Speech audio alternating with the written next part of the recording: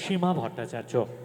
রথীন্দ্র মঞ্চ কর্তৃপক্ষের পক্ষ থেকে একটি বিশেষ ঘোষণা, এই অডিটোরিয়ামের ভেতরে কোনো রকমের খাওয়া খাদ্যদ্রব্য গ্রহণ সম্পূর্ণরূপে নিষিদ্ধ। অনুগ্রহ করে রথীন্দ্র মঞ্চ কর্তৃপক্ষের এই অনুরোধ মেনে চলবেন। সমবেত যারা দর্শক মণ্ডলী, তাদেরকে আরও একবার কাকুরগাছি নিষাদ কলা সঙ্গমের পক্ষ থেকে সশ্রদ্ধ প্রণাম জানাই। আপনাদের উপস্থিতি অবশ্যই আমাদের কাছে সবচেয়ে বড় প্রেরণা। দুই মহান স্রষ্টা রবীন্দ্রনাথ এবং কাজী নজরুলের প্রতি শ্রদ্ধা জ্ঞাপন করে কাকুরগাছি নিষাদ কলা সঙ্গমের আজকের এই অনুষ্ঠান শিল্পী সীমা ভট্টাচার্য।